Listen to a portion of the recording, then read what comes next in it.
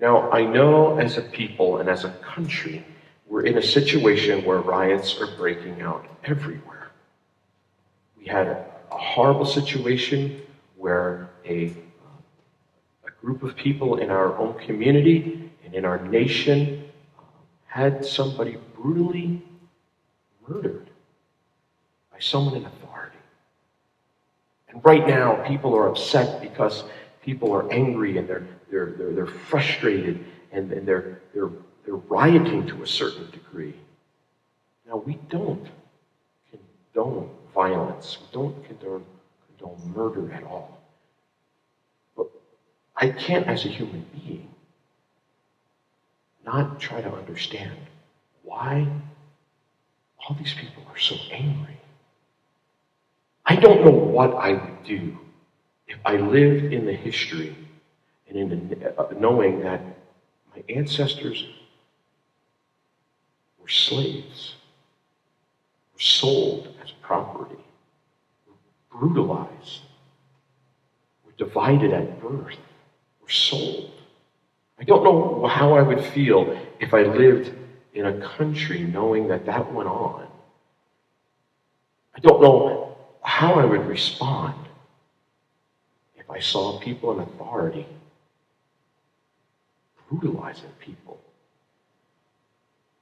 of my ethnicity and race. I don't know how I would respond, but I can tell you one thing. I'd be incredibly angry. And I think as a nation that made countless amounts of money, when William Wilberforce proposed the idea of freeing the slaves to the UK, a man stood up, the House of Lords, I don't even know how the government fully works, but said this would be econicide.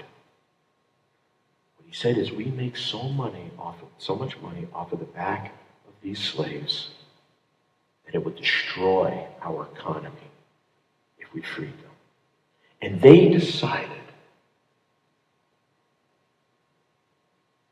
that it didn't matter what it cost, it was the right thing to do. Over here in America, it took a war where more Americans died in that war than in all of the other wars added up for us to free them from slavery. Now, if I was part of that community, if I was part of that race, if I was part of that ethnicity, I'm going to tell you, I would be very, very angry. And if I saw what happened to a member of my race and my ethnicity, what happened last week, I would be very, very angry. And as people who have been in the majority of this country, and are in the majority of this country, when we honestly evaluate the way this group of people have been treated, the cost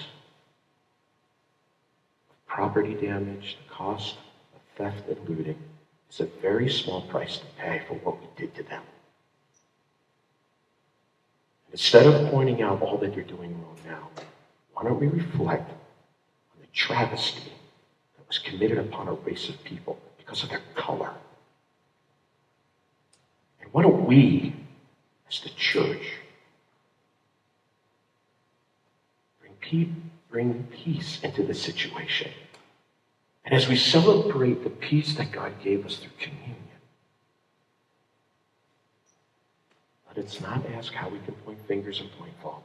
Let us ask, how can we bring peace into this horrible situation?